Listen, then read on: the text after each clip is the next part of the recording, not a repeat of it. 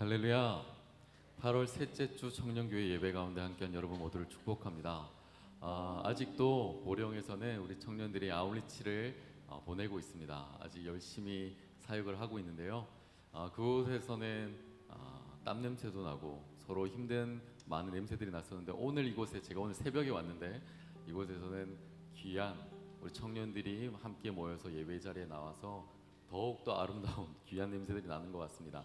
그것도 이것도 귀한 하나님의 냄새가 나는데, 우리 서로 이렇게 인사했으면 좋겠습니다. 당신은 하나님의 향기가 묻어나는 사람입니다. 인사할까요? 당신은 하나님의 향기가 묻어나는 사람입니다. 아멘. 그리스도의 향기를 모두에게 전하는 우리 청년들 되었으면 좋겠습니다.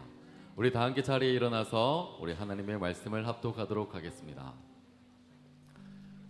그러므로 형제들아, 내가 하나님의 모든 자비하심으로 너희를 권하노니 너희 몸을 하나님의 기뻐하시는 거룩한 산 제물로 드리라. 이는 너희가 드릴 영적 예배니라. 너희는 이 세대를 본받지 말고 오직 마음을 새롭게 함으로 변화를 받아 하나님의 선하시고 기뻐하시고 온전하신 뜻이 무엇인지 분별하도록 하라. 아멘. 다 함께 찬양하며 헌금의 시간, 봉헌의 시간 갖도록 하겠습니다.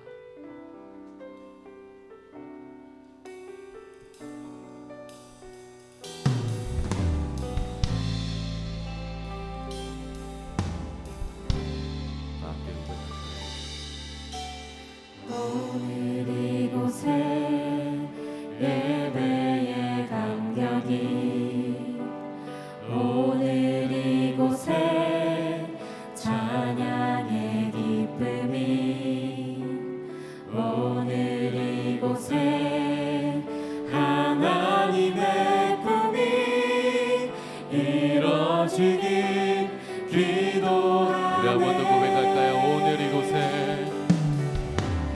오늘 이곳에 예배의 감격이, 오늘 이곳에 찬양의 기쁨이, 오늘 이곳에 하나님의 꿈이 이뤄지길 기도하네. 말씀이 충만한, 성령이 충만한 하나님의 사랑 그리는 교회, 삶이 노래되어 이 땅에 소망이 되길 주여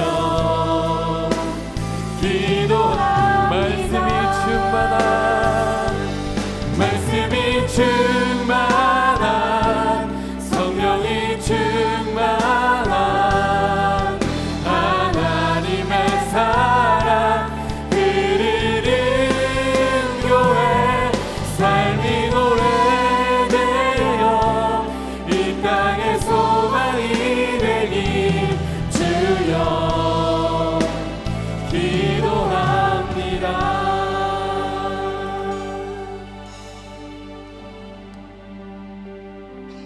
사랑의 주님, 한 주간 삶의 치열한 자리 가운데 우리를 보내주시고 하나님의 거룩한 날 가운데 또 다른 한 날을 우리에게 허락하여 주셔서 감사합니다. 하나님께서 만드신 아름다운 걸작품들 속에 나 또한 하나님의 걸작품의 삶을 살기 위해 지내온 지난 모든 한 주간의 삶이 하나님의 은혜였습니다. 가족을 살리고 동료를 살리고 나 스스로를 살리는 살림살이가 짓누르는 눈물의 자리였지만, 우리 주님은 역시나 가장 소중한 하나님의 은혜였습니다. 이 시간 주님께 우리의 마음을 다하여 그 은혜에 감사하며 나의 물질을 주님의 소유로 이전하오니 우리의 물질과 우리의 마음을 기뻐 받아 주시옵소서. 주님, 우리는 지난 한 주간 참된 예배자의 삶을 꿈꾸며 세상 가운데 걸어왔습니다. 하지만 주야로 묵상해야 될 주님의 말씀은 무염 먼지가 쌓여버렸고, 입술의 찬양은 거친 욕설과 비방이 되어버렸습니다. 하나님의 창조의 목적에 따라 지어진 우리의 몸은, 우리의 거룩한 성전은 그 목적을 벗어난 더럽혀지고 강도의 소굴이 되고 말아버렸습니다. 이 시간 우리의 죄악을 있는 모습 그대로 주님께 나아가오니 연약한 우리를 고치시고 용서하시고 주님의 보혈로 정결케 하여 주시옵소서. 이제 자비하고 신실하신 하나님의 긍휼을 구하며 각자의 죄악을 내어놓고 침묵으로 자매의 기도를 드립니다.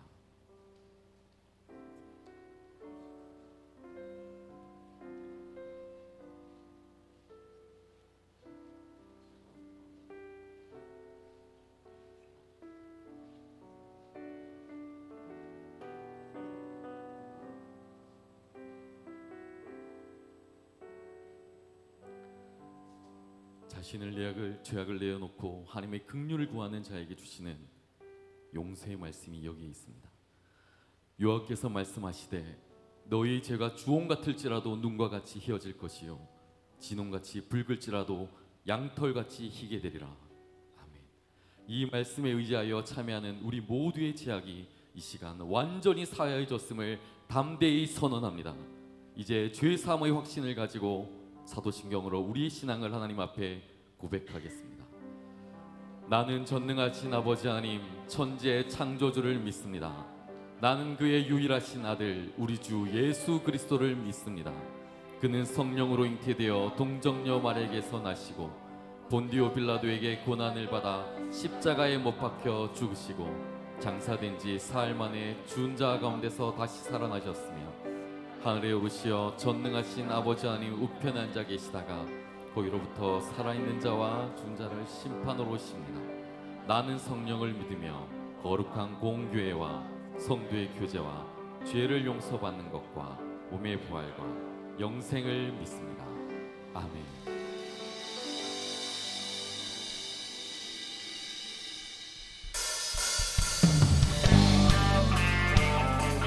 구원의 주님께서 우리의 죄의 멍에를 깨뜨리시고 자유케 하심에 감사하며 기쁨으로 찬양드리겠습니다. 아멘. 예수 주 승리하신 찬양해 예수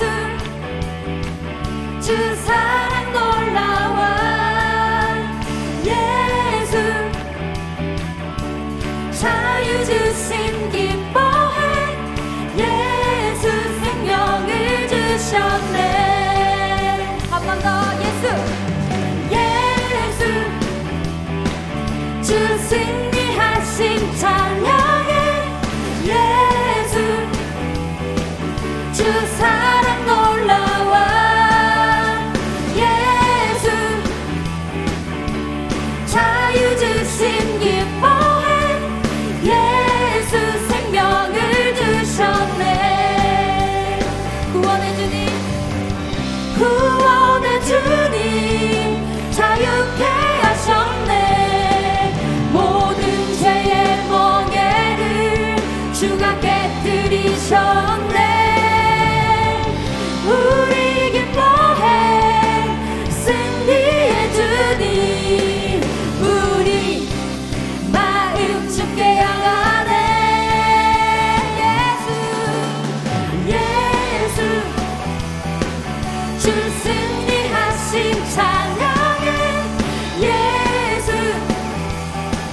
주 사랑 놀라워 예수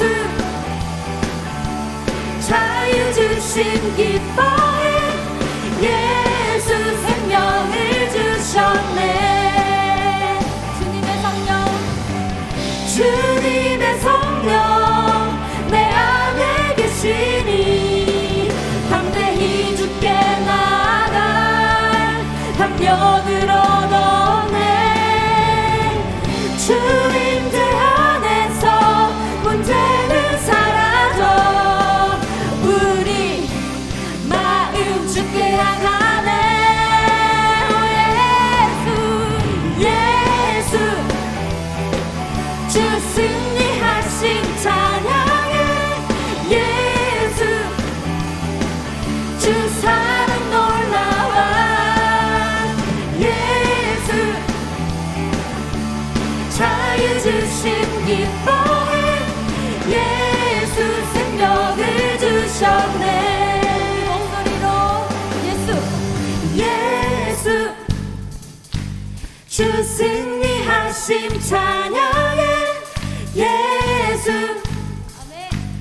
주 사랑 놀라워 예수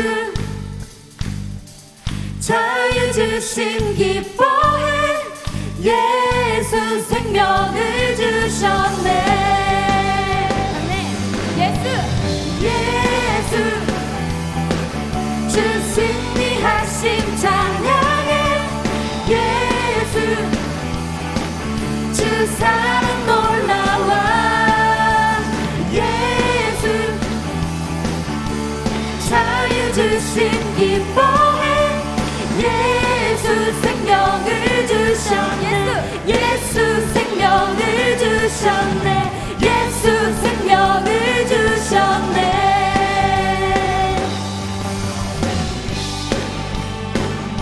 주 앞에 설 때까지 주님을 사랑하고 주님만 바라보기 원합니다. 아멘. 주왕망하는 자, 주앙망하는 자 새 힘을 얻으리 독수리 올라감 같이 온종일 달려도 온종일 달려도 피곤치 않으리 저 하늘까지 오르리 한 번 더 주왕망하는 자, 주앙망하는 자 새 힘을 얻으리 독수리 올라감 같이 온종일 달려도 피곤치 않으리 저 하늘까지 오르리 I will love you. I will run to you I will love you 주 앞에 설 때까지 I will run to you 한 번 더 주왕망하는 자, 주앙망하는 자 새 힘을 얻으리 독수리 올라감 같이 온종일 달려도 온종일 달려도 피곤치 않으리 저 하늘까지 오르리 I will love you. I will run to you I will run with you. I will run in you 주 앞에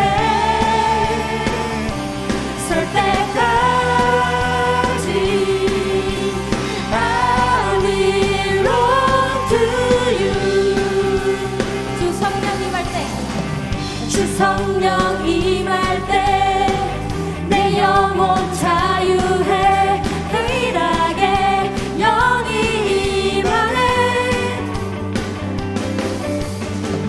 주 은혜 안에서 뛰놀며 춤추리 외양간 송아지 같이 I will love you.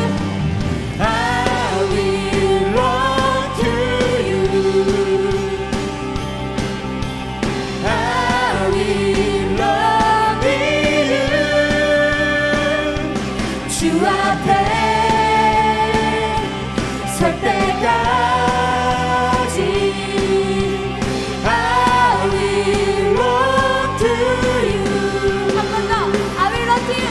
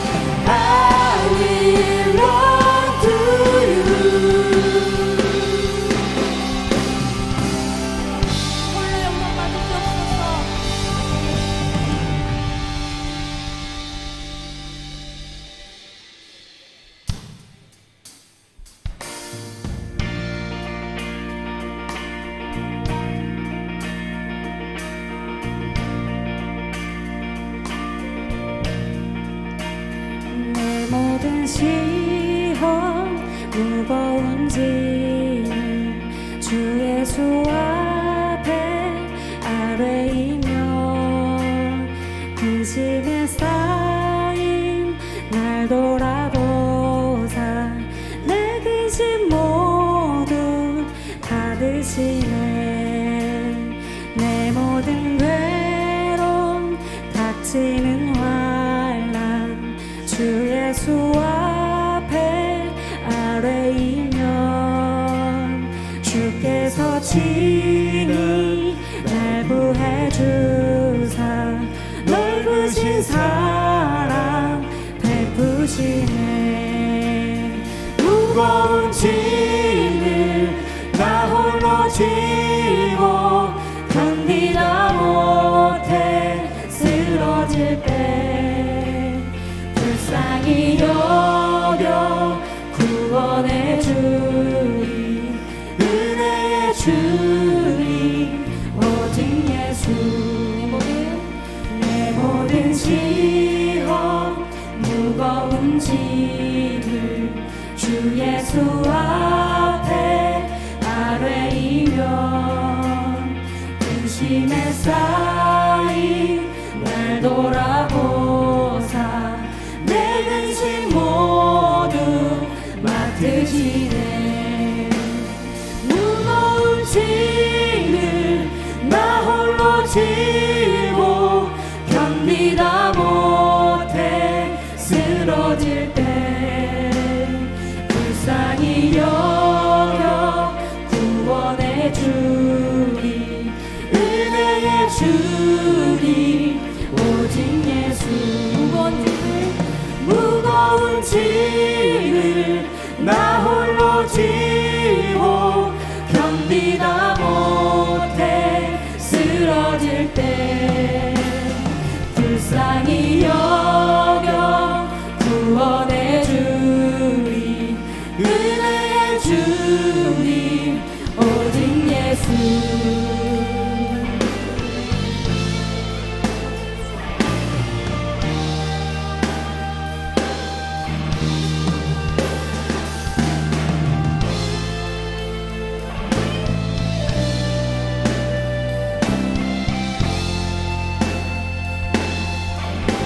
내 모든 괴로움 닥치는 환난 주 예수 앞에 아뢰이면 주께서 친히 날 구해주사 넓으신 사랑 베푸시네. 무거운 짐을 나 홀로 지고 견디다 못해 쓰러질 때 불쌍히 여겨 구원해 주리 은혜의 주님 오직 예수. 무거운 짐을 나 홀로 지고 견디다 못해 쓰러질 때 불쌍히 여겨 구원해 주리 은혜의 주님 오직 예수. 불쌍히 여겨 구원해 주리 은혜의 주님 오직 예수.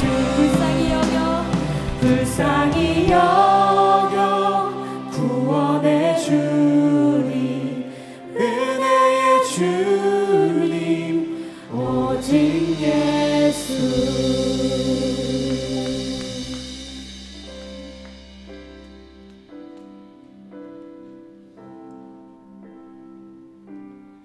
날마다 숨쉬는 순간마다 내 앞에 어려운 일 보내 주님한테 이 몸을 맡길 땐 슬픔 없네 두려움 없네 주님의 그 자비로운 손길 항상 좋은 것 주시도다. 사랑스레 아픔과 기쁨을 수고와 평화와 안식을 날마다 주님 내 곁에 계셔 자비로 날 감싸주시네. 주님 앞에 이 몸을 맡길 때 힘주시 내 위로함 주네. 어린 나를 품에 안으시사 항상 평안함 주시도다. 내가 살아 숨을 쉬는 동안 살피시라 약속하셨네. 인생의 어려운 순간마다 주의 약속 생각해보네.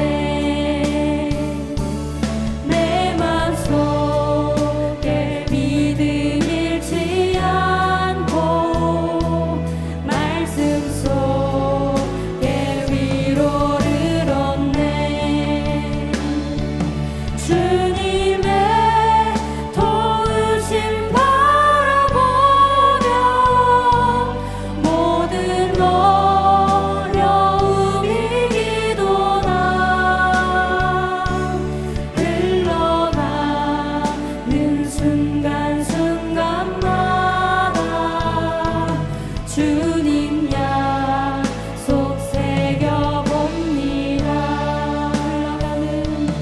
흘러가는 순간순간마다 주님 약속 새겨봅니다. 흘러가는 순간순간마다 주님 약속 새겨봅니다. 흘러가는 순간순간마다 주님 약속 새겨봅니다. 우리 이 시간 한번 기도할까요? 하나님, 날마다 그 어떤 삶의 자리 가운데 우리가 외쳐줘야 될 그 이름 예수 그리스도, 우리의 어떤 삶의 자리에서도 그 어떤 순간에서도 외쳐줘야 될 그 이름 예수 그리스도, 당신의 그 이름을 외치며 당신의 그 목소리를 듣기 위하여 우리가 이 시간 함께 나왔습니다. 하나님, 오늘 이 예배 가운데 주님께서 함께하여 주셔서 날마다 우리의 이 귀 가운데 들려주신 하나님의 거룩한 음성이 오늘도 우리의 삶의 자리 가운데 깊숙이 들어갈 수 있도록 주께서 역사하여 주셔서 특별히 세우신 구동희 목사님을 통하여 외쳐지는 거룩한 하나님의 말씀이 우리 삶의 자리 가운데 거룩한 삶의 증거가 되게 하여 주시옵시고, 하나님의 놀라운 능력의 말씀 될 수 있도록 주께서 허락하여 주시옵소서. 한 주간 우리 삶을 지켜보아 주시길 소망하며 우리 이 시간에도 함께 주님의 이름을 크게 한번 부르고 다 예배를 위하여 기도합니다. 주여, 하나님 아버지, 우리 예배의 삶의 자리 가운데 주님께서 지켜보아 주시옵소서. 자리에 일어나 하나님의 말씀을 경청하겠습니다. 오늘 우리에게 주시는 하나님의 말씀은 마태복음 1장 21절 말씀입니다. 아들을 낳으리니 이름을 예수라 하라. 이는 그가 자기 백성을 그들의 죄에서 구원할 자이심이라 하니라. 아멘. 모두 자리에 앉겠습니다.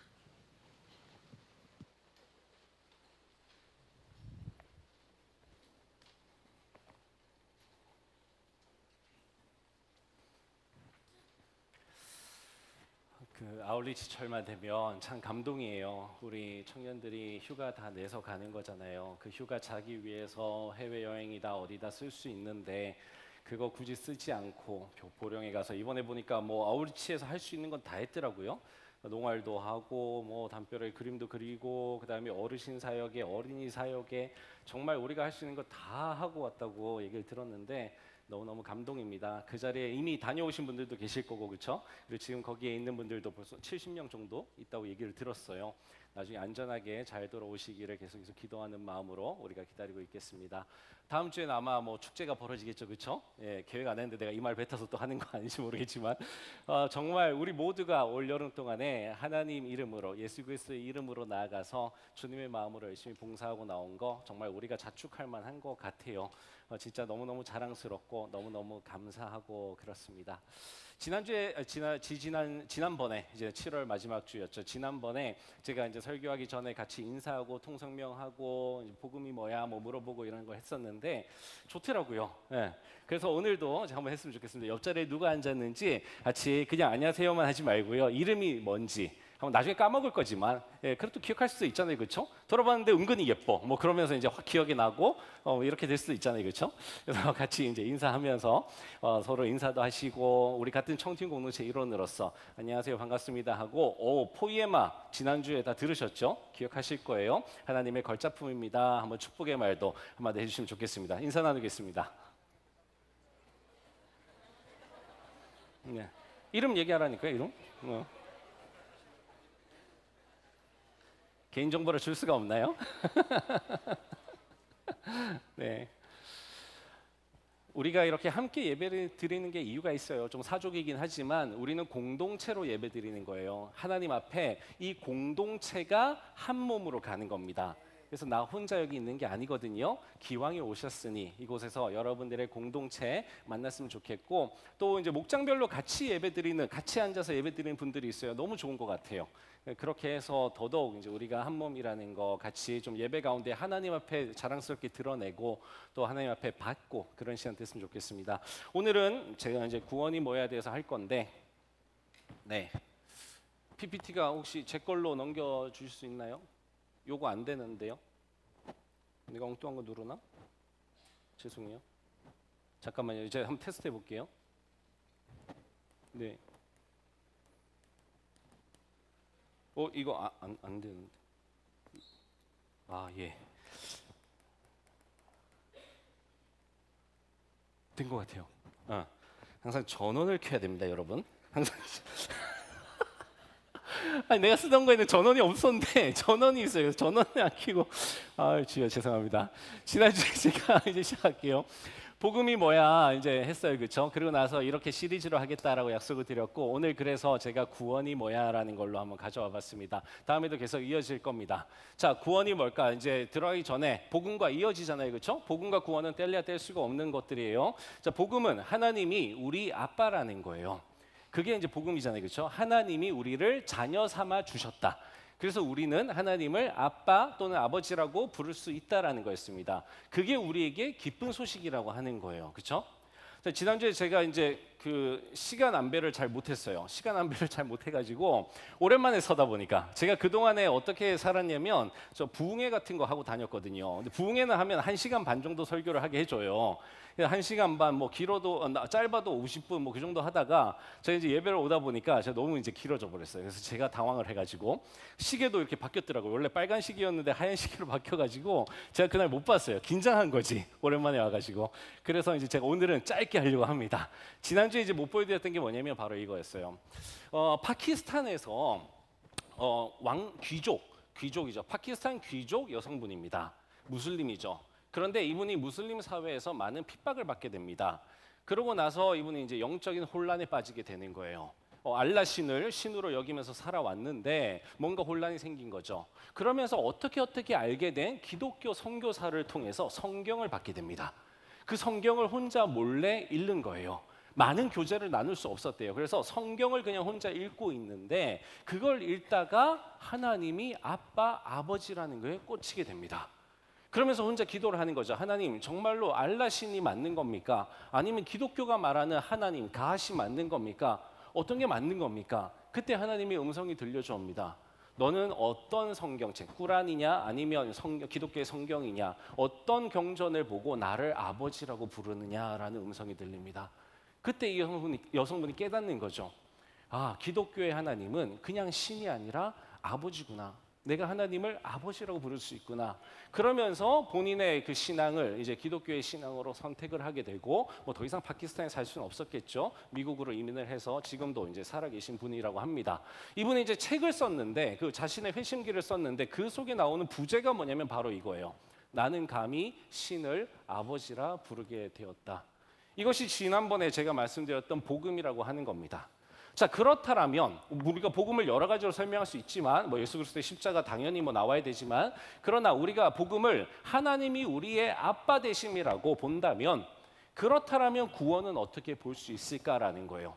제가 왜 이렇게 설명을 드리냐면, 예를 들어서 하나님 우리 아빠라는 게 복음이에요. 그러면 아니 왜 십자가는 얘기 안 해요? 왜 예수 그리스도의 보혈은 얘기 안 해요? 할 수 있습니다. 그 모든 게 다 담겨 있는 건데 어떤 각도로 보느냐라는 거예요. 그래서 제가 구원도 마찬가지입니다. 여러분, 구원론에 대해서 조직신학 책을 보면 엄청 두꺼워요. 구원론 한 권만 가지고도 얼마든지 이렇게 두꺼운 책을 쓸 수 있습니다. 근데 그걸 뭐 25분, 30분 설교에 다 녹여낼 수는 없는 거예요. 그래서 오늘 제가 말씀드리는 건 이런 눈으로 본다면이라는 거예요. 복음이 하나님이 우리의 아버지가 되신다라는 바로 그 눈으로 본다면, 그렇다면 우리는 구원을 어떻게 볼 수 있을까라는 거예요. 보통은 제가 설교 마지막에 답을 드리지만 오늘은 제가 먼저 답을 드리겠습니다. 구원은 우리를 향한 그 아버지의 사랑입니다. 그러면 종합해 보면 복음은 하나님이 우리 아빠라는 거고요, 그렇죠? 우리를 자녀 삼아 주셨다라는 거고, 구원은 뭐냐면 그 아빠의 우리를 향한 사랑이 되는 거예요. 그게 바로 구원입니다. 그래서 복음과 구원이 좀 헷갈리실 수 있어요. 아니 그게 그거 아니야? 맞아요, 그게 그거예요. 다 이 구원에 대한 소식이 바로 복음인 거예요. 이 복음에 대한 내용이 구원인 거예요. 그렇죠? 하나님이 우리의 아버지가 되어 주신다라는 건 나중에 뭐 우리를 이렇게 노동력을 착취하려고 그렇게 우리를 자녀 삼으신 건 아니에요. 하나님이 우리를 자녀 삼으셨다라는 건 우리를 자녀 삼아서 사랑하시려고 하는 거예요. 그렇죠? 하나님이 우리를 뭐 몸으로 낳으신 건 아니지만 우리를 몸으로 낳으신 것과 동일하게 우리를 정말 그 아기 때부터 사랑하시는, 우리가 어머니의 태에 있을 때부터, 아니 그 전부터 하나님은 우리를 아시고 우리를 사랑하신다라는, 그래서 지난번에 우리가 하나님이 우리를 아신다라는 이야기를 또 복음에서 전했습니다. 그게 복음이라는 거거든요. 하나님이 우리를 아신다. 하나님이 우리의 아버지가 되신다. 그러면 하나님이 우리를 어떻게 그렇게 하셨느냐? 제가 넘기는 거 맞죠? 네. 오늘 본 말씀입니다. 오늘 본 말씀에 보면 이렇게 나와요. 아들을 낳으리니 이름을 예수라 하라. 이는 그가 자기 백성을 그들의 죄에서 구원할 자이심이라 하니라라는 말씀입니다. 여러분, 제가 이제 구원에 대해서 구원이 뭐야 하고 이제 성경을 찾아봅니다. 어떤 본문을 가지고 구원을 설명을 할까? 여러 가지 차원에서 할 수 있으니까요. 그래서 이제 성경을 찾다가 구원이 많아요. 그래서 도대체 얼마나 많은가 하고 구원을 제가 이제 검색을 했습니다. 저한테 그런 이제 성경 검색하는 프로그램이 있거든요. 구원을 검색했더니 엄청 많아요. 그다음에 죄를 얘기 안 할 수 없잖아요, 그렇죠? 죄를 검색했더니 또 엄청 많아요. 그래서 이거 도대체 어떤 본문을 선택할까 너무 어려웠어요. 그래서 제가 가져온 게 뭐냐면 이 성경, 신약 성경에 제일 처음 구원이 언급된 부분입니다. 그 부분이 바로 이 부분인 거예요. 왜 그러냐? 성경책 전체가 다 사실은 구원에 관련된 책이잖아요, 그렇죠? 구원의 책이 성경이에요. 그러니 어떤 특정한 본문을 가지고 하는 게 큰 의미가 없는 것 같았어요. 오히려 여러분들에게 전반적인 얘기를 하는 게 낫겠다. 나중에 강론으로 들어가면 특정한 본문 너무 많아요. 지난번에 했던 갈라디아서 같은 경우도 계속해서 구원에 대해서는 얘기가 나오고요. 뭐 로마서 하면 로마서는 거의 뭐 처음부터 끝까지가 구원에 대한 얘기고요. 복음서는요. 복음서도 말할 거 없잖아요, 그렇죠? 사도행전 이하 뭐 사도 바울의 어떤 기록을 들여다보더라도 그 속에 다 구원에 대한 얘기가 있어요. 그렇기 때문에 제가 이걸 가지고 왔는데, 그러고 나서 묵상이 어떻게 되냐면, 내가 만약에 구원에 대해서 영화를 촬영한다면 이 장면부터 찍어야지라는 생각이 드는 거예요. 보세요, 한 아기가 태어나는 거예요. 근데 이 아기가 이름이 예수래요. 근데 이 예수는 그냥 엄마 아빠가 지은 이름이 아닙니다. 그렇죠? 천사로부터 받은 이름이에요. 하나님으로부터 받은 이름이라는 거죠. 알고 봤더니 이 아이의 태생 자체도 아버지가 달라요. 우리는 요셉이라고 알고 있었는데 요셉과 마리아가 진짜 부모가 아니었어요. 성령에 의해서, 그렇죠? 동정녀로 탄생을 했대요.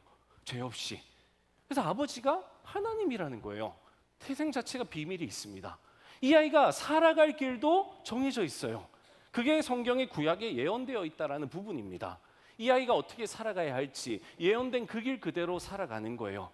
이 아이는 사명을 가지고 태어납니다. 아버지가 주신 사명인 거죠. 알고 봤더니 이 아이는 그냥 인간의 아기가 아니었어요. 하늘에서 온 거죠. 하나님으로부터 온 거예요. 하나님의 그 아들이라는 겁니다. 독생자 예수님이라는 거예요. 여러분, 이 비밀로부터 풀어나가는 거예요. 그렇게 해서 점점 풀어나가면서 이 아이가 어떤 일을 행하는지, 커나가면서 어떤 사건들을 펼쳐나가는지, 이 아이가 또 한 무리를 제자를 삼습니다. 그리고 본인이 생각했던 거, 본인이 받은 사명 다 전해주기 시작을 합니다. 그냥 말로만 가르치는 게 아니라 데리고 다니면서, 산으로 들러 다니면서 연약한 사람들, 아픈 사람들, 귀신 들린 사람들 치유해 주면서 그렇게 삶으로 복음을 전합니다. 그 전한 복음을 또 듣습니다. 이 제자뿐만 아니라 또 다른 제자들이 듣습니다. 그 제자들을 통해서 또 듣습니다. 그러고 나서 오늘날까지, 지금까지 계속 이 이야기는 흘러내려오고 있는 거예요. 그래서 제가 이걸 보면서 그래, 역시 구원을 설명하기 위해서는 바로 여기서부터 출발해야 되는구나. 한 아기 예수 그리스도. 우리가 예수 그리스도에 대해서 관심을 가져야 되는 이유가 많은데, 지난번에 갈라디아서를 잠깐 볼게요. 얘가 자꾸 오작동을 하는데, 하나님이 사도 바울이 하나님이 사도 바울을 통해서 갈라디아서에서도 그렇게 얘기했잖아요, 그렇죠? 때가 참에, 바로 그 때가 온 거예요. 이 아기가 태어날 때, 그 때가 참에 하나님이 그 아들을 보내사 여자에게서 나게 하시고 율법 아래 나게 하셨어요. 그 다음에 이제는 또 안 넘어가네요. 하나 넘겨주시겠어요? 네, 자 됐습니다. 그리고 이제 너희가 아들임으로 하나님이 그 아들의 영을 우리에게 부어 주셨다 그랬어요. 그렇게 성령님이 우리한테 오시고, 그리고 우리는 아빠 아버지라고 부르게 됐다라는 거예요. 아들을 삼아 주신 이유가 바로 사랑하기 때문이라 그랬는데, 문제가 하나 있어요. 제 설교에는 언제나 문제가 등장하죠, 그렇죠? 늘 문제 제기를 합니다. 문제가 있어요. 어떤 문제가 있느냐? 그냥 사랑하면 될 것 같은데 그럴 수 없는 문제가 있습니다. 바로 이거예요. 노래로도 있는데요. 가까이 하기엔 너무 먼 당신이에요. 하나님이 우리를 가까이 하기에, 이거 개그 아니에요. 비웃지 마세요. 하나님이 우리를 가까이 하기에는 우리가 너무 먼 거예요. 그 이유가 뭐냐면 바로 죄라는 겁니다. 아마 교회 좀 다녔다 하시는 분들은 다 아실 거예요. 그래, 저거 나올 줄 알았어. 죄. 아까도 제가 살짝 언급했었죠. 죄라는 게 빠질 수 없다고. 근데 문제는 우리가 이 죄가 뭔지를 잘 모른다는 거예요. 구원을 알려면 죄를 알아야 되는데, 죄를 잘 모르니까 우리는 구원을 잘 몰라요. 구원에 대한 감격이 없는 겁니다. 어느새 찬양을 불러도, 어느새 말씀을 들어도, 어느새 기도를 해도 나를 위한 건 나오는데, 그렇죠? 하나님 이것 주세요, 저것 주세요는 나오는데 뭔가 구원에 대해서는 안 나와요. 하나님 구원해 주셔서 감사합니다. 또는 내가 구원받은 그 감격, 이런 것이 매주마다 예배를 드리고 매주마다 찬양을 하지만, 매일마다 운전을 하면서 찬양을 듣곤 하지만, 그 구원의 감격은 어디론가 사라져버리고 일상 가운데 하나님이 나에게 잘해주신 것들, 그런 것들만 자꾸 떠오르는 거예요. 여러분, 어느새 하나님은 우리에게 구원자가 아니라 후원자가 되어 계세요. 우리가 원하는 기도도 결국에는 우리를 이렇게 저렇게 후원해 달라는 겁니다. 하나님, 내가 이렇게 잘 살고 있어요. 하나님, 내가 이렇게 어려움에 봉착했어요. 하나님, 나한테 이게 필요해요. 하나님, 나한테 이런 응원이 필요해요. 이런 위로가 필요해요. 격려가 필요해요. 물질이 필요해요. 진로가 필요해요. 하나님 해주실 수 있잖아요. 마치 램프의 요정 지니를 우리가 불러내는 것처럼 그렇게 후원자 되시는 내 삶, 내가 주인 되어 살아가는 내 삶에 하나님은 후원자 되어 주시는 그 하나님을 우리는 자꾸만 찾습니다. 그런데 하나님은 우리의 후원자가 아니잖아요, 그렇죠? 하나님은 우리의 구원자세요.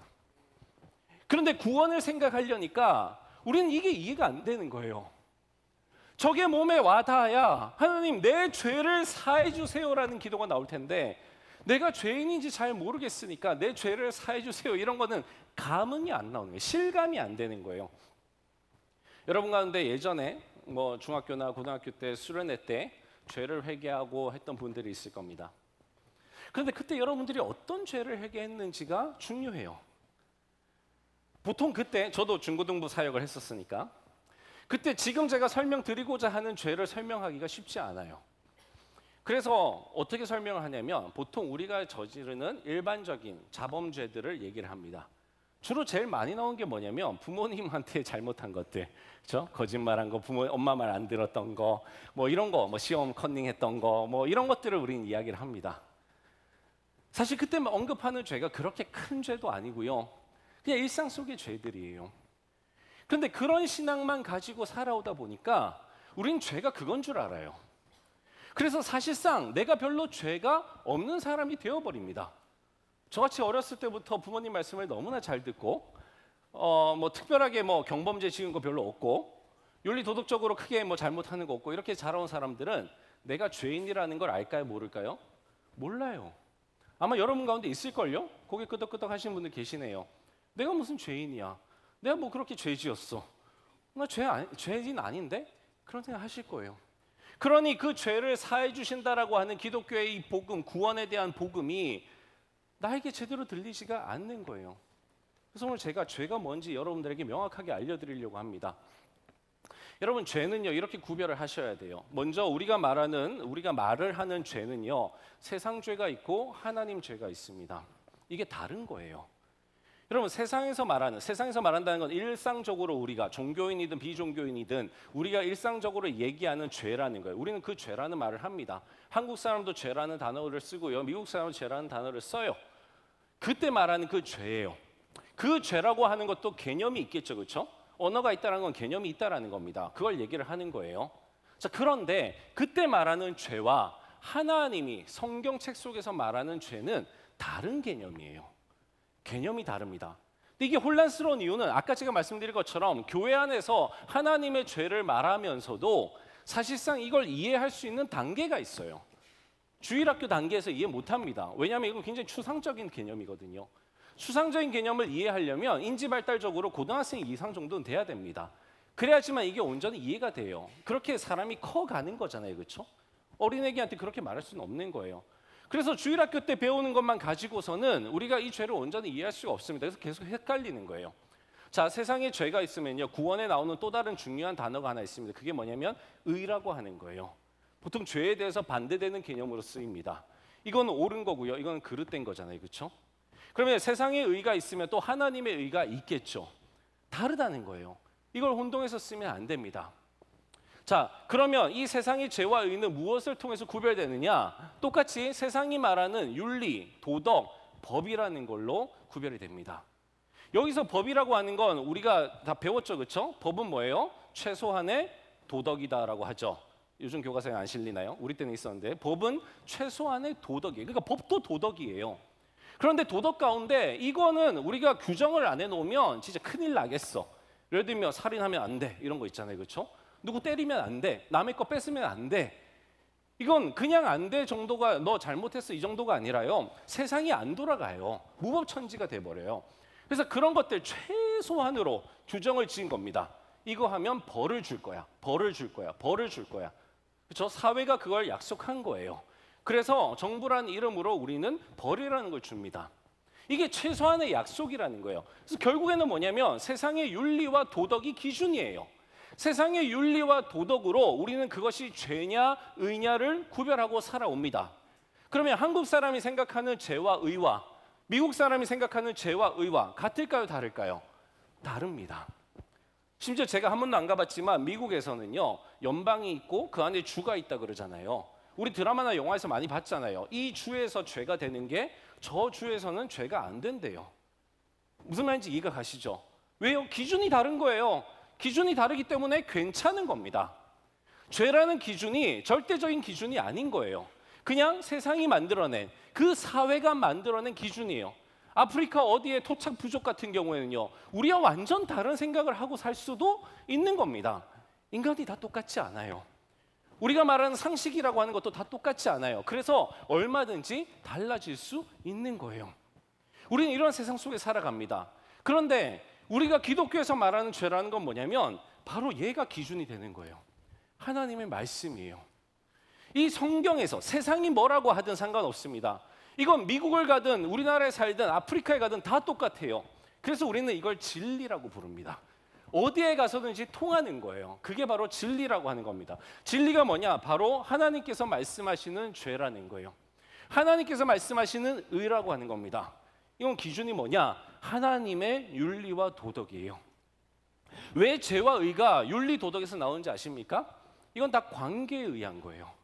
사람이 더불어 살아가려면 우리 안에 관계를 맺어야 됩니다. 관계를 맺을 때 우리는요, 우리나라 같으면 먼저 위아래 정하죠, 그렇죠? 너 나보다 많니 작니 나이를 먼저 따집니다. 왜요? 거기서부터 질서가 생겨나요. 내가 높임말을 써야 될지 반말을 써야 될지, 내가 이 사람을 어떻게 생각해야 될지 판별이 납니다. 미국 사람들한테 그런 게 있을까요? 아니요, 오히려 나이 물어보는 게 신뢰라 그러잖아요, 그렇죠? 굉장히 궁금해 미칠 것 같아요. 저도 이제 그 인터내셔널한 필드에서 많이 이제 보내기 때문에 만나면 나보다 어릴지 나보다 많은지 나는 너무 궁금해. 나는 한국 사람이니까. 누나인지 동생인지 형인지 동생인지 궁금해. 근데 쉽게 물어볼 수가 없어요. 근데 이제 나중에 친해지면 한국 사람들은 꼭 물어봅니다. 저도 뭐 친해지면 물어봐요. 왜냐하면 친해지고 나면 이제 크게 신뢰가 안 되기 때문에 물어봐요. 그러면서 이제 한국의 문화를 소개하면서 은근히 이제 나보다 동생이라는 걸 확실하게 알려주고 이제 넌 내 말을 들어야 돼. 이제 한국의 컬처야. 뭐 이러면서 이제 얘기를 하곤 하는데 그런 게 필요하다는 거예요. 그게 윤리 도덕입니다. 그러니 그 질서가 잘 짜여져 있으면 사람들은 편안하게 생활할 수 있어요. 안전하게 생활할 수 있습니다. 그게 하나의 가이드가 되는 거예요. 근데 그게 없으면 우리 흔히 말하는 무법천지가 되는 거예요. 비윤리적인 사회가 되어버리는 겁니다. 중국 사람들을 비하하는 건 아니지만 팩트니까 어쩔 수 없어요. 중국 분들이 많은 곳에 가면요, 이 공항에서 심지어 우리 여권 저기 뭐 체크하는 데 있잖아요. 거기서도 줄을 못 세운대요. 감당이 안 돼서. 제가 이걸 들은 얘기입니다. 그리고 실제로 보기도 했었어요. 여러분 그런 걸 뭐라 그래요? 우리는 비윤리적이다, 비도덕적이라고 얘기를 합니다. 질서가 흐트러진 거죠. 내가 생각하는 질서와 네가 생각하는 질서가 지금 안 맞는 거예요. 서로 다른 거예요. 나는 지켜야 된다고 생각하지만 저 사람은 지키지 않아도 괜찮다라고 생각을 하는 거죠. 나는 새치기 하면 안 된다라고 생각하지만 저 사람은 새치기 따위는 해도 괜찮다라고 생각하는 거예요. 이게 상충하는 겁니다. 어떻게 그렇게 생각할 수 있어? 우리는 문화적인 차이라고 얘기를 합니다. 사람과의 사이에서도 그게 있을지인데 하나님과 우리 사이에는 어떻겠어요? 여러분 하나님은 신이십니다. 하나님과 우리는요 사실은 비슷한 게 하나도 없어요. 그나마 하나님의 형상으로 포이에마, 그렇죠? 하나님의 형상으로 우리를 지으셨고 하나님의 작품으로 만드셨기에 그나마 비슷한 게 있지, 안 그러고서는 신과 인간의 차이는 그냥 사람과 사람의 문화의 차이하고는 완전 다른 거예요. 하물며 우리는 신의 문화를 모릅니다, 그렇죠? 하나님께서 알려주시기 전까지는 우리는 알 수가 없어요. 이거 없으면 우리가 어떻게 알 수 있어요? 모릅니다. 그래서 하나님께서 하나님의 문화를 알려주신 거예요. 하나님의 윤리와 도덕 규범을 알려주신 거예요. 그리고 하나님의 법이 있습니다. 아까 우리 인간 사회에서 법이 최소한의 도덕이라 그랬잖아요. 하나님께서도 최소한 이것만큼은 지키자라고 하시는 게 있어요. 구약 이스라엘 백성들에게는 율법이라는 걸로 그걸 주셨죠. 지금은 지난번에 우리가 봤던 것처럼 우리는 율법에 얽매여 있지는 않습니다. 그러나 하나님께서 여전히 우리에게 주시는 법이 있어요. 법은요, 우리는 이제 심판한다, 재판한다라고 하죠. 판단을 합니다. 하나님께서 심판하시는 그 기준이라는 게 있다는 거예요. 그 판단에 따라서 우리는 죄인이 되기도 하고 우리는 의인이 되기도 합니다. 이게 바로 성경이 말하고 있는 하나님의 의, 하나님의 죄라는 건데요. 아까 하나님과 우리가 더불어 살기에 너무 가까이 하기엔 너무 먼 당신이라 그랬어요. 하나님이 우리를 자녀 삼으시고 우리를 사랑하고 싶으신데 그 가운데에 가로질러 있는 게 있는 거예요. 도저히 그냥 끌어안을 수만은 없는 게 있는 겁니다. 그게 뭐냐면 죄라고 하는 거잖아요. 또 다른 말로 우리가 창세기에서 봤던 것처럼 불순종이라고 합니다. 불순종. 근데 걔네가 불순종했는데 왜 우리까지 피해를 입죠? 이 죄라고 하는 게 계속해서 대물림되기 때문이에요. 그게 성경이 말하는 겁니다. 그런 게 어디 있어요? 우리 사회는 없어요, 그렇죠? 물론 예전에 연좌제라는 게 있었습니다. 그러나 이건 그런 정도가 아니잖아요, 그렇죠? 그냥 우리가 죄성을 가진 죄인인데 그 죄성 자체가 계속해서 대물림 된다는 거예요. 그래서 어떤 신학자들은 이걸 반문하려고 합니다. 원죄라는 건 없어. 그거는 성 어거스틴이라고 하는 사람이 만들어낸 거야. 과연 그럴까요? 성 어거스틴이라고 하는 사람이 원죄라는 이론을 만들긴 했지만 그러나 우리의 삶을 한번 보세요. 여러분이 만난 그 어떤 사람 중에, 그렇죠? 뭐 30대면 작게 산 거 아니잖아요, 그렇죠? 인생의 반 정도 사신 거예요. 여러분들이 살아오시면서 만났던 그 많은 사람들 중에 위아래로 많이 있잖아요. 그렇죠? 20대, 10대는 없죠. 마찬가지예요. 여러분이 살아오면서 만났던 그 많은 사람들 중에 여러분이 생각하기에 이 사람은 죄 없는 사람이야. 이 사람은 죄성 자체가 없는 사람이야. 여러분, 제가 자범죄라고 하지 않았습니다. 죄를 지은 게 아니에요. 죄성, 죄를 지으려고 하는 그 성질, 그 자체가 없는 사람이야. 이 사람 혹시 동정녀 탄생한 거 아니야? 예수님이 오신 거 아니야? 이런 사람 있나요? 없어요. 저도 제 평생 없어요. 한 명도 없어요. 제 주변에 착하다고 하는 사람들이 있습니다. 제가 생겼을 때 본받고 싶은 사람들이 있어요. 내 주변에만 없느냐? 내가 본 위인들도 마찬가지예요. 위인전에 나와 있는 건 다 허구잖아요. 그렇죠? 물론 죄송합니다. 다 허구는 아니에요. 그러나 허구가 거기 들어 있어요. 좋은 사람만은 아니라는 겁니다. 그 사람들도 다 구린 데가 있어요. 왜? 인간이니까. 모든 인간은 다 죄인이라는 거 성 어거스틴이 만들어낸 개념이 아니라요. 원래 있는 걸 찾아낸 겁니다.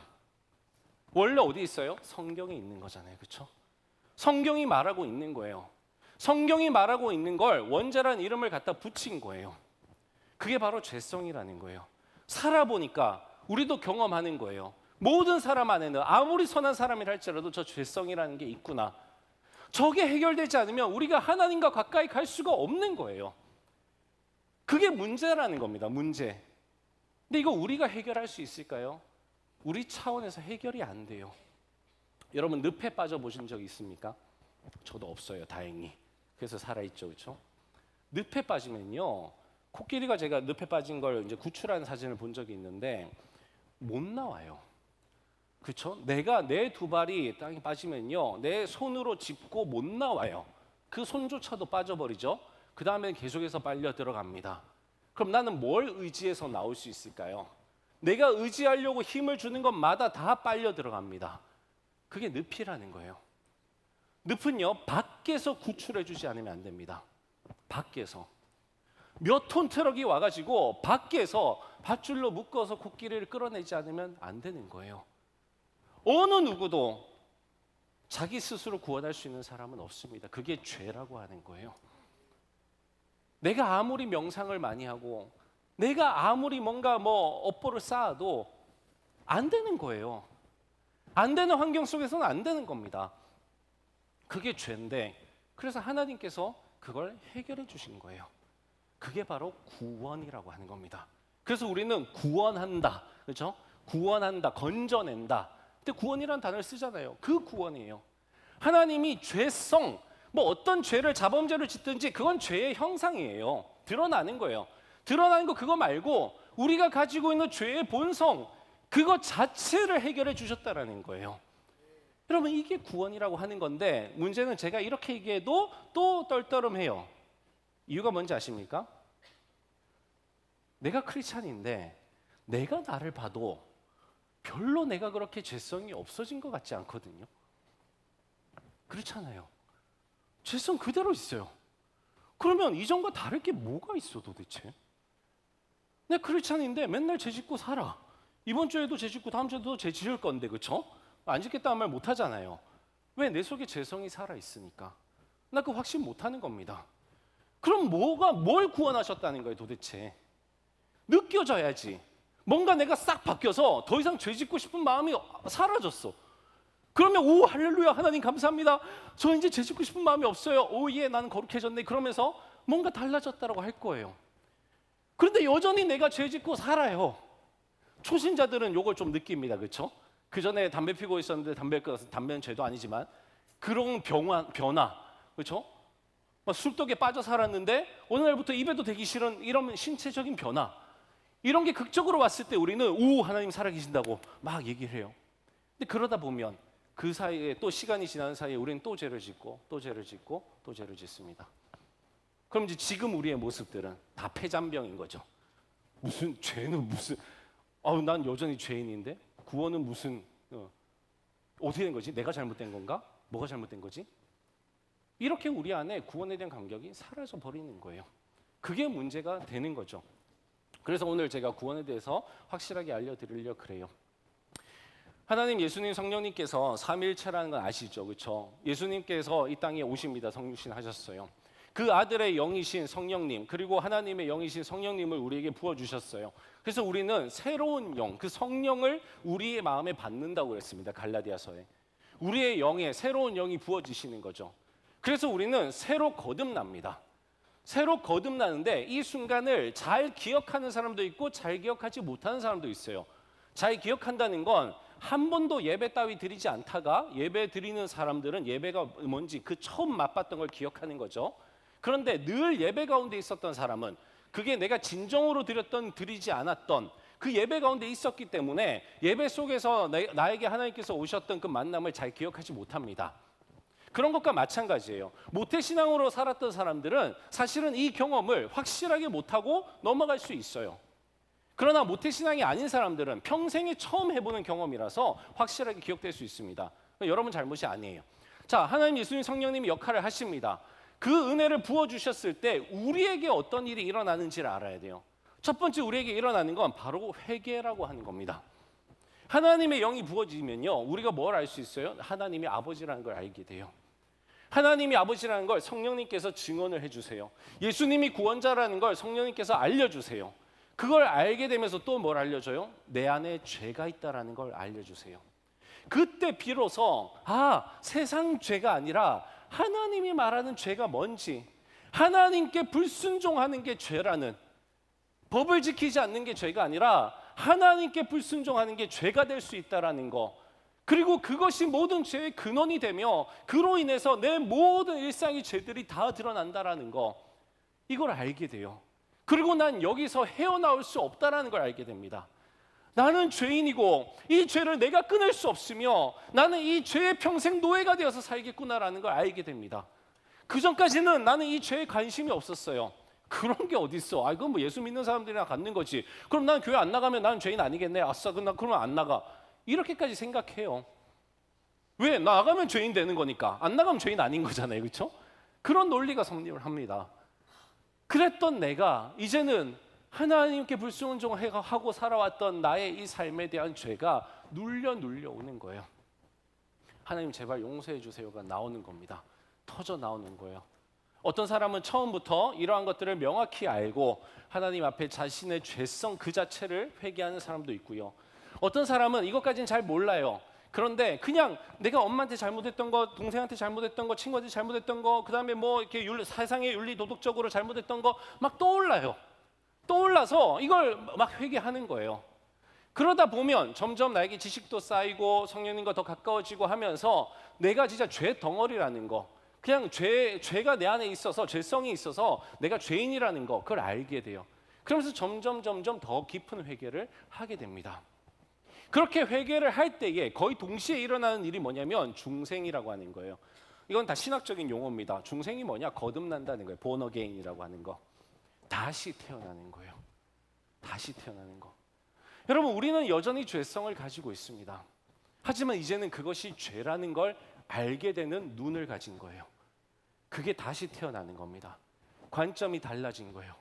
이제 세상을 바라볼 때 그냥 세상 속에서 안 들키면 난 죄인 아니지, 안 걸리면 죄인 아니지가 아니라 이제는 안 걸려도 안 들켜도 내 안에 양심의 법이 호소합니다. 내 안에 계신 그 성령님의 법이 호소합니다. 너 지금 죄 짓고 있어. 너 이러면 안 돼. 그건 악한 거야. 너 선하게 살아야지. 하나님이 다 보고 계시잖아. 하나님이 그거 싫어하셔. 너 하나님의 아들이고 하나님의 딸이잖아. 믿지 않는 사람들은 상상조차 하지 못하는 그 개념이 들어오기 시작을 합니다. 배워서 아는 게 아니에요. 성령님께서 우리에게 말씀해 주시는 거예요. 물론 성경 말씀을 통해서, 설교를 통해서 말씀해 주시는 거죠. 그렇게 그걸 듣고 나면요, 내가 이제 더 이상 그 짓을 그대로 하면서 살아갈 수가 없어요. 똑같은 짓을 반복한다 할지라도 그게 나에게 불편을 주게 됩니다. 예전에는 불편하지 않았어요. 뭐 사람이 다 이런 거지, 뭐 이렇게 안 사는 사람 어디 있어. 그렇게 살았는데 이제는 그게 아닌 거예요. 세상 사람들이 그렇게 안 산다 할지라도, 편하게 죄 짓고 산다 할지라도 나는 불편한 거예요. 죄 짓고 살아가는 게. 그래서 하나씩 끊으려는 노력을 하기 시작을 합니다. 노력을 하는 거지 완전히 끊을 수 있는 건 아닐지 몰라요. 물론 그 중에 어떤 건 정말 쉽게 끊을 수 있는 것들도 있습니다. 사람에 따라 다 다른 거죠. 그렇게 죄와 고군분투하면서도 무엇이 의의 길인지를 아는 겁니다. 그 길을 알면서 조금씩 내가 의로워지는 걸 느끼면서 내 안에 감격이 생기는 거예요. 내가 달라지고 있네. 내가 점점 하나님 닮아가고 있네. 점점 하나님이 나를 더 기뻐하시는 게 느껴지기 시작을 합니다. 그렇게 하나님과 나와의 사이에 있는 그 윤리 도덕, 그 속에서 내가 이제는 자유하게 되어가는 거예요. 조금씩. 그 기쁨을 우리는 만끽하게 됩니다. 그 다음에 칭의라고 하는 건 뭐냐면요, 그렇게 내가 회개하면서 중생하면서 이렇게 예수님 성령님 다 만나고 하면 하나님께서 우리에게 법적으로 딱 내려주시는 게 있어요. 심판이죠. 그게 뭐냐? 너 의로운 사람이야 라는 거예요. 우린 지금 죄의 덩어리라고 하면서 막 회개하고 이러고 있는데 하나님은 오히려 우리에게 뭐라 그러시냐면, 그래, 회개는 납둬요. 회개하지 마 이러진 않으세요. 날마다 우리 회개해야 됩니다. 죽을 때까지 해야 돼요. 그러나 그 회개하는 걸 보시면서도 하나님의 판단은 늘 뭐예요? 그래, 너 죄인이야? 아니죠. 넌 의인이야. 넌 의인이야. 넌 의로워. 넌 의인이야. 계속 그 얘기를 하시는 거예요. 난 네 죄 모르겠는데? 계속 그 얘기 하시는 거예요. 우리가 죄를 느끼고 회개할 때마다 하나님은 오히려 우리에게 뭐라 그러시냐면, 나는 모르겠는데? 넌 의인인데? 계속 그 얘기 하시는 거예요. 여러분, 우리는 이런 삶을 살아가는 거예요. 그게 크리스찬의 삶이에요. 하나님은 우리를 의인이라고 하세요. 그게 칭의라는 거예요. 우리가 하나님 안에 있기만 하면, 저 삼위일체 하나님과 우리가 동행하기만 하면, 우리가 하나님의 그 법 아래에 있기만 하면, 그러면 우리는 의롭다는 거예요. 더 이상 우리가 죄인 아니라는 겁니다. 그럼 우리 속에 있는 그 죄성은 뭐예요? 그거는 우리가 나중에 이렇게 성화의 과정을 거쳐서 영화롭게 되기까지 우리가 가져가야 하는 겁니다. 하지만 영원히 가져가는 게 아니에요. 그 모든 죄성이 끝나는 날이 오는 겁니다. 그게 우리가 기다리고 있는 재림이라고 하는 거예요. 주님이 오시면 새 하늘과 새 땅, 새로운 세상이 펼쳐지는 거예요. 새로운 세상이 펼쳐지면 그때 우리는 어떤 몸으로 사느냐? 지금과 같은 죄 덩어리, 죄성 덩어리의 몸으로 사는 게 아니라 이제 죄성으로부터 완전히 자유하게 된 진짜 하나님이 원하시는 인간의 참모습으로 살아가게 되는 거예요. 그래서 찰스 스펄전 같은 사람은 이게 인간이 더욱더 인간이 되어가는, 정말 인간이 참 인간이 되어가는 모습이라고 얘기합니다. 이상하게 변하는 게 아니라요, 정말 우리가 생각하는 참으로 인간적인 그런 인간이 되어가는 거예요. 그게 하나님께서 우리에게 완전히 우리의 죄를 도말하신 때가 오는 겁니다. 그 과정을 거쳐가는 거예요. 과정이 바로 성화입니다. 이 성화, 우리가 이제 지금 살아가고 있는 게 성화예요. 나 이렇게 되고 싶어. 근데 죄 지었어. 그럼 또 회개하는 거죠, 그렇죠? 회개는 그냥 말로만 하는 게 아니에요. 실제로 회개라는 건 뭐냐면 돌이키다라는 거거든요. 내가 가다가 제식을 다 까먹었네. 하여튼 돌이키는 거예요. 예. 훈련소 4주밖에 안 나가지고 잘 몰라요. 하여튼 가다가 돌이키는 거예요. 예. 이게 회개라는 겁니다. 내가 살아가는 그 삶을 돌이키는 거예요. 물론 돌이켰는데 또 다시 돌이킬 수 있죠, 그렇죠? 괜찮아요. 하나님 우리 뭐라고 한다고요? 의인이라고 하는 거예요. 그 돌이키려는 그 행위, 그렇죠? 다시 돌이키려는 그 행위. 나 이렇게 살면 안 되지. 하나님의 법이 있잖아. 하나님의 그 사랑의 법이 있잖아. 이렇게 살면 안 되지. 내가 하나님 아버지를 실망시켜드릴 수 없지. 그러고 다시 돌이키는 그 회개, 그것만으로도 하나님은 기뻐하신다라는 거예요. 여러분, 그게 바로 우리에게 주어진 구원이고 그게 성화의 삶이에요. 그렇게 살다 보면 어느 날인가 이제 죽음이라는 걸 우리가 맞이하게 됩니다. 물론 우리가 죽기 전에 정말 새로운 세상이 올 수도 있어요. 늘 우리는 그걸 소망을 합니다. 재림이 우리 때에 오기를 소망을 합니다. 이 무슨 말인지 모르시는 분은 다음에 또 말씀드릴게요. 여러분, 우리가 죽고 나서 오든 죽기 전에 오든 새하늘과 새 땅, 우리가 흔히 말하는 천국이라는 게 올 때, 그 천국에 우리가 들어가게 될 때 우리는 완전히 구원받은 모습으로, 이제 완전히 깨끗해진 모습으로, 더 이상 죄 따위는 더 이상 들여다볼 수도 없고 말할 필요도 없는 모습으로 변하게 된다라는 거예요. 이게 바로 구원의 프로세스입니다. 우리가 알고 있는 죄랑은 다르죠, 그렇죠? 그냥 도둑질 하느냐 안 했느냐, 사람을 때렸느냐 안 때렸느냐, 그 도로에서 위반을 했느냐, 이런 거하고는 상관이 없는 겁니다. 하나님께서는 친절한 아버지예요. 기독교의 진리라고 하는 거 어렵지 않습니다. 저는 기독교의 진리 지금처럼 부모와 자식 간의 관계로 들여다봅니다. 아까도 말씀드렸지만 온갖 방법으로 여러분들은 기독교의 진리를 살펴보실 수 있어요. 그런데 하나님께서 성경에 그리고 성경을 쓴 그 저자들을 통해서 얘기한 게 뭐냐면 하나님이 아빠라는 거고 우리가 하나님의 자녀라는 거예요. 하나님이 우리를 낳으셨다는 표현은 구약에도 있잖아요. 그렇죠? 그 표현 그대로 우리를 낳으셨고 지키시고 돌보시고 키우시고 그리고 우리를 마지막까지 건지신다라는 겁니다. 마치 슈퍼맨이 돌아왔다의 그런 내용처럼 정말 아빠가 우리의 슈퍼맨이 되어서 우리를 구원해 주는 거예요. 어렵지 않습니다. 이 아빠는요 친절한 아빠예요. 그래서 그 친절한 내용을 여기다 다 써놨어요. 여러분들이 겁먹지 말고 읽어보셨으면 좋겠어요.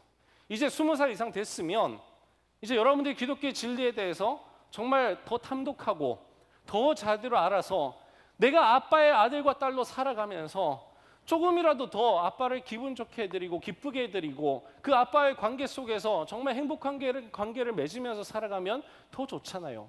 물론 그러지 못한다 할지라도 하나님은 여전히 여러분들을 사랑합니다. 우리의 노력과 상관없이 사랑해요. 하지만 이건 하나님과 우리 사이의 윤리 도덕이에요. 우리가 얼마나 노력하느냐에 따라서 그 윤리 도덕은 어떤 관계로 맺으시느냐 달라집니다. 왼쪽에 있는 작품은요, 그 돌아온 탕자라고 하는 작품입니다. 프로디갈 선이라고 하고요. 이거는 프로디갈 도터라고 그래요. 돌아온 이제 탕녀라고 해야 되나요? 하여튼 뭐 그래 번역이 이상한데 찰리 매커시라고 하는 영국의 유명한 작가가 있습니다. 이 작가가 원래 무신론자였어요. 그런데 이제 알파코스를 통해서 복음을 듣고 네. 알파고스 시작합니다. 9월 달부터 복음을 듣고 이제 믿는 사람이 됐어요. 그러고 나서 복음 전도자로 살아갑니다. 이분이 하고 있는 건 그림이나 조각이기 때문에 그걸 통해서 복음을 전파하는 거예요. 이분이 이제 그린 작품입니다. 이게 조각으로도 있어요. 정말 이걸 보면 그냥 감동이 돼요. 프로디갈 선 돌아온 탕자 얘기는 아시죠? 누가복음 15장에 있는 내용입니다. 누가복음 15장을 보면요, 구원의 프로세스를 여러분들이 보실 수 있어요. 탕자가 아버지를 떠나갑니다. 그렇죠? 아버지 없는 삶을 살아갑니다. 그렇게 살아가다가 이 탕자가 돌아오잖아요. 그렇죠? 그래서 돌아온 탕자예요. 왜요? 죽겠으니까. 그렇게는 더 이상 못 살겠으니까 돌아옵니다. 구원을 바라고 돌아오는 거예요. 그러면서 이 탕자가 뭐라고 하냐면 이렇게 이야기를 합니다. 이에 일어나서 아버지께로 돌아가니라. 아직도 거리가 먼데 아버지가 그를 보고 치근히 여겨 달려가 목을 안고 입을 맞추니. 자, 지금 달려가는데 아버지가 먼저 나와서 아들을 알고 먼저 나와서 그 아들을 끌어안고 입을 맞추고, 이게 뭐예요? 환영하는 거잖아요. 그렇죠? 사랑을 표현하는 거예요. 그랬더니 이제 아들이 이렇게 얘기합니다. 아들이 이르되 아버지, 내가 하늘과 아버지께 죄를 지었사오니 지금부터는 아버지의 아들이라 일컬음을 감당하지 못하겠나이다 하나. 이렇게 얘기를 합니다. 아버지에게 이 아들이 결심을 하고 갔거든요. 무슨 결심을 했냐면 내가 아버지의 아들이라고는 도저히 못하겠다. 이건 내가 아들의 모습이 아니다. 그래서 내가 종처럼 살아야지. 그 마음을 먹고 갑니다. 그런데 아버지를 만났더니 아버지가 끌어안고 아들의 대우를 해주는 거죠. 그래서 자기가 결심한 그대로 고백하는 겁니다. 이게 뭐예요? 이게 회개라는 겁니다. 나 아버지 아들 못해요. 아버지 나 부끄러워서 못해요. 그 얘기잖아요. 그렇죠? 나 그냥 종처럼 대우해 주세요. 그런데 그때 아버지가 뭐라 그래요? 아버지는 종들에게 이르되 제일 좋은 옷을 내어다가 입히고 손에 가락지를 끼우고 발에 신을 신기라. 여전히 뭐해요? 아들의 대우를 해주는 겁니다. 그렇죠? 내가 내 입으로는 죄인이라고 고백을 합니다. 하나님, 나 죄인이에요. 나를 떠나세요. 베드로도 그 고백하잖아요. 그렇죠? 예수님께 감명을 받고 하나님의 아들이라는 걸 알고서는 고백합니다. 엎드려서 주여 나를 떠나소서, 나는 죄인이로소이다. 떠나시나요? 아니에요. 이게 구원의 프로세스예요. 우리는 우리가 죄인이라는 걸 알고 오늘도 회개합니다. 우리가 지었던 죄를 회개하고요. 이제는 우리가 그 죄는 그냥 표면일 뿐이고 그 속에 죄성이 있다는 걸 알았으니 우리의 죄성에 대해서 한 번도 회개한 적이 없으시다라면 우리가 죄성을 가진 죄인이라고 하는 거 오늘 이 시간에 여러분들 회개하실 겁니다. 그런데 여러분들이 그 회개를 하는 그 순간에 하나님은 어떻게 보시냐면 여러분을 아들로 딸로 보시는 거예요. 의인으로 보시는 겁니다. 그리고 여러분들과 함께 그 구원의 프로세스를 해나가시는 거예요. 여러분들을 입히실 겁니다. 돌보실 겁니다. 죄로부터 막으실 겁니다. 이전과 내가 동일한 죄인인 것 같다고요? 그렇지 않습니다. 여러분의 이전을 한번 생각해 보세요. 잊고 있으실지 모르겠지만 여러분들은 죄에 대해서 너무나 뻔뻔한 사람들이었어요. 근데 이제는 그렇지 않죠. 적어도 우리는 계속 죄를 지을지언정 뻔뻔하진 않습니다. 죄책감을 가지고 있죠. 그리고 그 죄책감으로 오늘 또 회개할 겁니다. 그럼 오늘 또 하나님께서는 그 회개를 받으실 거고요. 여러분들을 용서하실 겁니다. 그리고 그 죄는 씻은 듯이 사라질 거예요. 여러분들은 또 다시 의인으로서 이곳을 나가실 수 있습니다. 또 다시 죄를 지으면 어떡하냐고요? 괜찮습니다. 뻔뻔하게 또 지으시고 또 돌아오시고 평생 할 거예요. 누구도 단번에 끝내는 사람 없습니다. 어떤 크리스찬이라 할지라도 평생 동안 이거 안 하는 사람 없습니다. 우리 평생 할 거예요. 그러니 걱정하지 마시고 한 걸음 한 걸음 하나하나 여러분들이 계속해서 반복해서 짓고 있는 그 죄들 집중해 보시면서 그거 가지고 아버지 앞에 나가세요. 그리고 그걸 아버지께 말씀드리세요. 아빠, 나 이거 해결이 안 돼요. 아빠, 나 이거 해결이 안 돼요. 어떻게 좀 해주세요. 강력한 성령님의 충만하심으로 나를 좀 이끌어 주시든지, 아니면 강력한 깨우침으로 뭔가 내가 다시는 안 할 결단을 하게 하시든지, 나의 지적인 부분과 정서적인 부분과 영적인 부분과 의지적인 부분과 그 모든 것들을 다 다스려 주셔서 나로 하여금 조금 더 자유로운 삶, 조금 더 하나님 닮은 삶, 예수님 닮은 삶, 조금 더 하나님과 나 사이에 그 윤리도덕을 지켜가는 삶, 그리고 그 안에서 자유함을 누리는 삶 살게 해주세요. 그렇게 우리는 영화를 위해서 그 구원의 끝을 향해서 나아가는 겁니다. 그래서 우리는 구원의 공동체고요. 우리는 함께 구원받은 사람으로, 그리고 영원히 구원받을 사람으로 함께 지어져 가는 거예요. 그래서 옆에 있는 사람들이 소중한 겁니다. 여러분 목장 사람들이 소중한 거예요. 목장에 가서 꼭 나누세요. 구원에 대해서 한번 물어보세요. 예전에 제가 처음 청년부를 맡았을 때 제가 신방할 때마다 뭘 물어봤냐면 너 구원의 확신이 있니? 라고 물어봤었습니다. 목장에 가서 서로 한번 물어보세요. 질문이 어려우면 오늘 밤 죽으면 천국 갈 것 같니? 라고 물어보세요. 여러분 의인입니다. 그렇지 않다면 오늘 회개하시면 돼요. 오늘 성령님께서 여러분들에게 친히 임하시고 여러분들을 구원의 여정으로 인도하실 겁니다. 기도하겠습니다. 주님, 우리는 구원받을 자격이 없는데 주님께서는 우리의 아버지 되어주시고 우리를 아들이라 딸이라 말씀하여 주시고 우리의 죄조차도 다 도말하여 주시고 어떻게 도말할지 그 프로세스도 친히 알려주시고 우리를 하여금 한 걸음 한 걸음 주님과 동행하게 하십니다. 세상적으로 생각해 보면 너무나 뻔뻔한 것 같고 너무나 염치 없는 것 같지만 그 염치 없음이 하나님의 사랑인 줄 알고 오늘도 또 하나님 앞에 회개합니다. 다음 주에 또 똑같은 죄를 지을지 모르지만 그것이 하나님 앞에 문제가 되지 않음을 알고 또 뻔뻔히 회개하며 나아갑니다. 그렇게 하나님과 더 가까워져 가고 그렇게 하나님의 아들로 딸로 지어져 갑니다.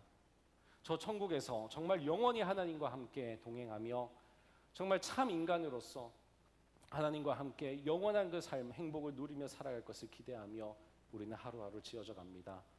오늘 이 시간 또 한 번 우리를 지어주시고 또 한 번 우리를 새롭게 하여 주시고 성령 하나님으로 충만케 하여 주셔서 하나님과 함께 동행할 수 있는 우리가 되게 하여 주시옵소서. 감사드리며 예수님의 이름으로 기도합니다. 아멘. 우리 다 같이 자리에서 일어나셔서 찬양하시겠습니다.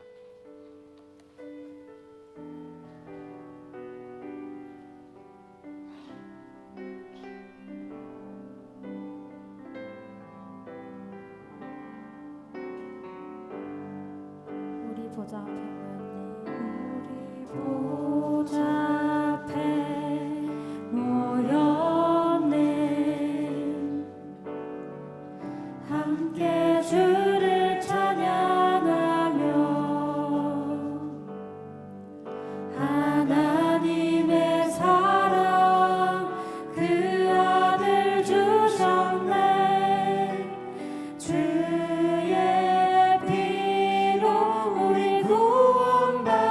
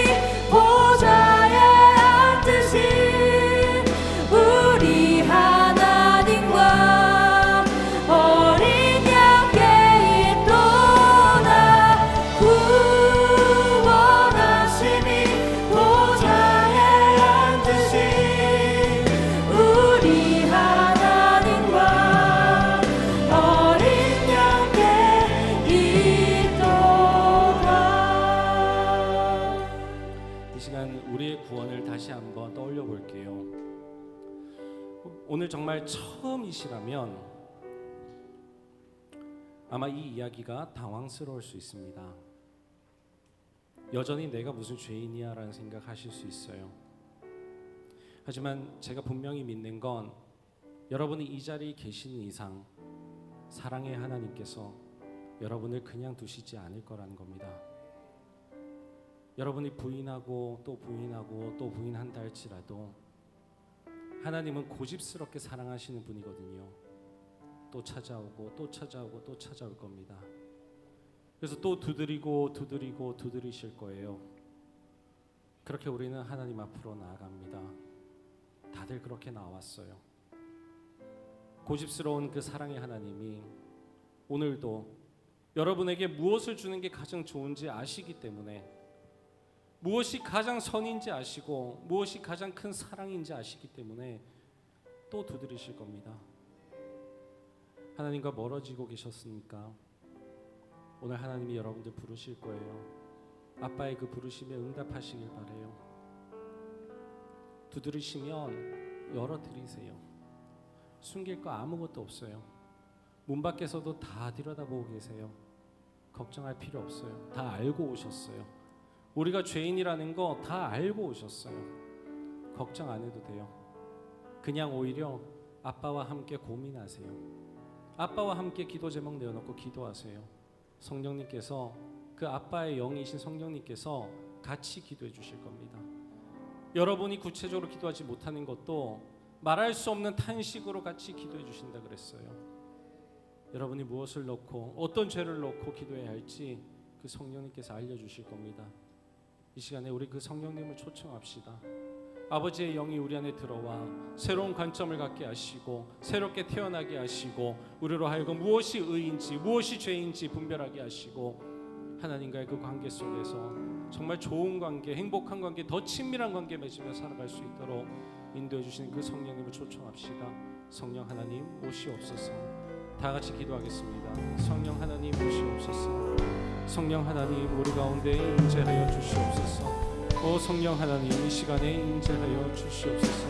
우리가 성령님을 기다립니다. 성령님을 초청합니다.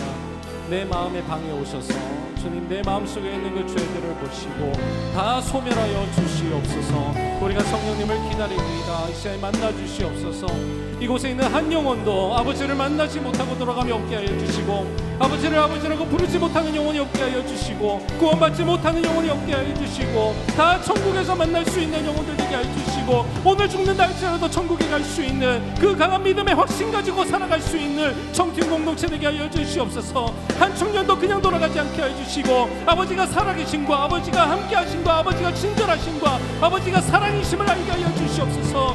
성령 하나님 오시옵소서. 성령 하나님 알려주시옵소서. 성령 하나님 우리가 기다리고 있사오니 임재하여 주시옵소서. 한 영혼 한 영혼에 가셔서 예수 그리스도가 그냥 후원자가 아니라 우리의 구원자 되심을 알려주시옵소서. 주여 우리가 모든 죄로부터 사함을 받고 의인으로 살아가는 우리라는 것을 저 마지막 심판 때에도 우리가 의롭게 될 것을 주여 의롭다 판명될 것을 아버지 하나님 알려주시옵소서. 그것이 우리에게 무엇을 의미하는지 우리가 이 세상 사람들과 어떻게 구별되어 살아가는 존재인지 알려주시고 하나님 아버지와 함께 살아가는 것이 무엇인지요 그것이 어떤 기쁨인지 알려주시옵소서. 하나님 아버지 하나님의 그 전능하신 가운데에 우리를 임하게 하여 주시고 하나님의 그 이적과 기사 가운데에 우리가 임하게 하여 주셔서 아버지 하나님 우리가 참으로 구원받지 못할 죄인에서 구원받은 의인이 되게 하여 주시옵소서. 아버지 하나님 그것이 우리에게 주는 기적이 되고 이사가 될 줄로 믿습니다. 아버지 그것이 주님 그 어떤 것보다 큰 은혜인 줄로 믿습니다.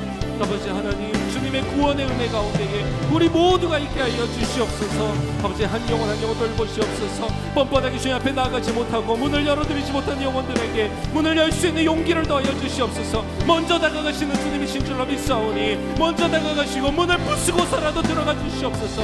아버지 하나님 모든 영혼들이 이 세상의 어두움과 세상의 혼탁함 가운데에서 참으로 하나님 앞에 의인과 주님 하나님 앞에 의로운 자로 사용받게 하여 주시고 하나님 앞에 아들과 딸로 새로운 받게 하여 주셔서 우리가 더 이상 죄의 문제에 주시옵소서. 아버지 하나님께 자유로운 것이 아니라 의의 자유로운 사람들이 되게 하여 주시옵소서. 아버지 하나님 죄를 고민하고 주님 죄를 짓지 않으려고 하는 우리 양심의 그 호소에 생명의 법의 호소에 주님 날마다 응답하는 우리가 되게 하여 주시고 성령 하나님의 그 호소에 그 탄식에 응답하는 우리가 되게 하여 주시옵소서. 우리를 바꿔주시옵소서. 우리가 거듭나게 원합니다. 날마다 거듭나게 원합니다. 날마다 주님 닮게 원합니다. 성령님으로 충만한 우리가 되게 원합니다. 주님 하나님의 말씀 앞에 순종하는 우리가 되게 원합니다. 하나님의 복음 앞에 순종하는 우리가 되게 원하고 하나님의 그 구원하심 앞에 순종하는 우리가 되게 원합니다.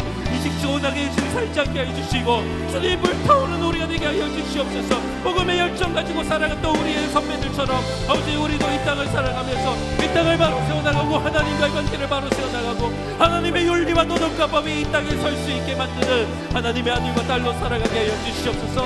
결단하고 또 결단하고 무너져도 또 결단하는 우리가 되게 하여 주시고 세상 가운데서 주님 참으로 복음을 받는 믿는 자로 살아가는 우리가 용기 있게 살아갈 수 있도록 아버지 하나님 우리를 더 강력하게 하여 주시옵소서. 붙들어 주시옵소서. 우리 청년들이 또 세상으로 나아갑니다. 아버지 하나님 복음의 군세에 나갈 수 있도록 붙들어 주시옵소서. 성령님으로 충만하게 하셔서 그 입술에 할 말을 주시고 그 마음의 생각을 더하여 주시옵소서. 아버지 하나님 이들을 굽어 살펴주시옵소서. 주님의 연약한 아들과 딸들을 주여 굽어 살펴주시옵소서.